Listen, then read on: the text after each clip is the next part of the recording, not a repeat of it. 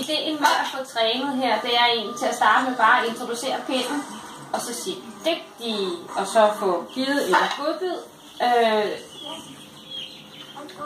Dygtig, ja! Man kan eventuelt bruge ordet touch eller target. Jeg bruger ordet target. Target. Dygtig. Dygtig. Hvis ikke, at du kan give godbiden i hånden, som jeg kan, target. Dygtig. Så kan du lægge den i skålen herovre, og så kan den tage sin godbid der. Target. Dygtig. Til at starte med skal man egentlig have fundet ud, at skal fuglen finde ud af, at det egentlig udløser en godbid, at man gør det her. Efter lidt tid kan man stille og roligt begynde at introducere, at fuglen skal flytte sig efter. Dygtig. Flot. Tak. Godt. Jo. Tak. Dygtig. Ja. Flot. Og man kan stille og roligt også introducere, at man skal dreje lidt mere omkring for at få den dygtig. Og sikker på, at det vil kunne bruges til din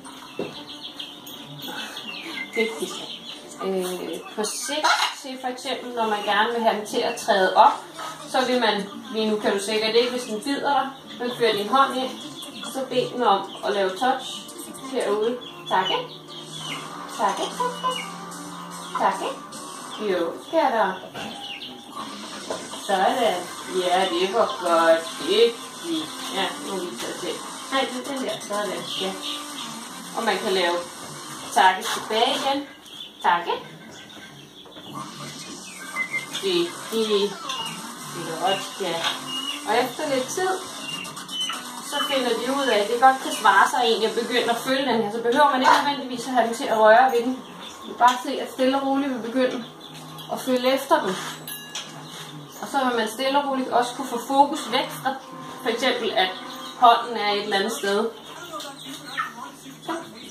Det var en snyder, skat. Det var en snyder. Ja, tak. Dygtig. Det var godt. Ja. Tak. Det var godt. Flot. Jeg håber, det har givet en lille introduktion af, hvad target eller touch-træning er.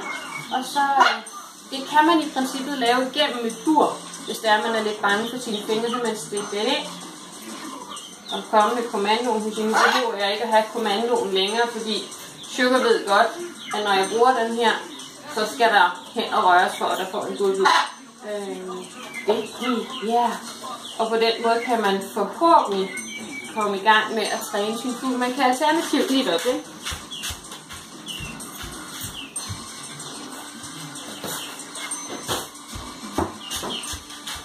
Hvis det er, at man er ude i, at man gerne vil komme lidt tættere på fuglen, men ikke kan det, så kan man lægge godbiden på en ske.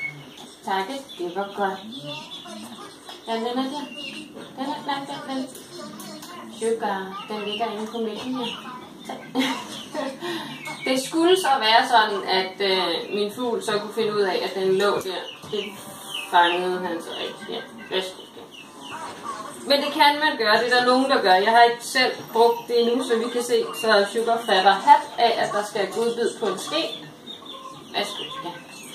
Det var godt. Det kunne du sagtens, du er så klog.